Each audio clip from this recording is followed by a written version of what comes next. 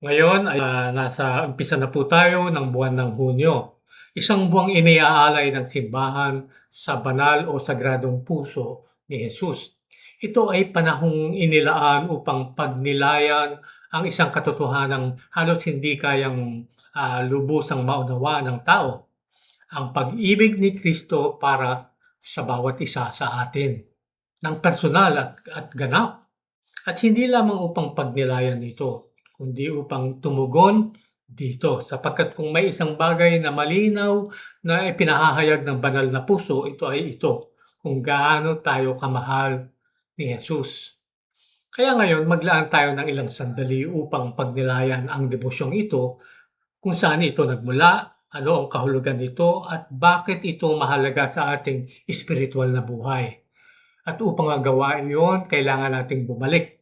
Bumalik sa isang kumbento sa Pransya, sa isang mapagkumbabang madre, at sa isang pangitaing nagpabago sa simbahan pagpakailanman. Noong ikalabing-anim ng Hunyo, 1675, June 16, sa 1675, nagpakita ang ating Panginoon kay Santa Margarita Maria Alacoc at inilantad ang kanyang puso sa paraang hindi pa kailanman nakita ng mundo.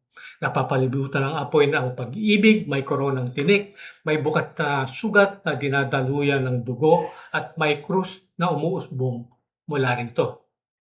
At pagkatapos ay dumating ang mga salitang kapwa maganda at tumatagos sa puso.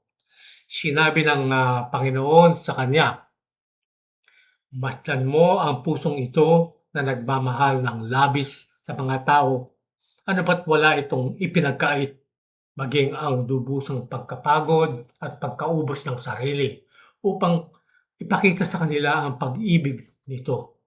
Ngunit bilang kapalit ang natanggap ko mula sa karamihan ay kawalan ng utang na loob, paghamak, kawalang galang, paglapastangan at panglalamig sa sakramentong ito ng pag-ibig."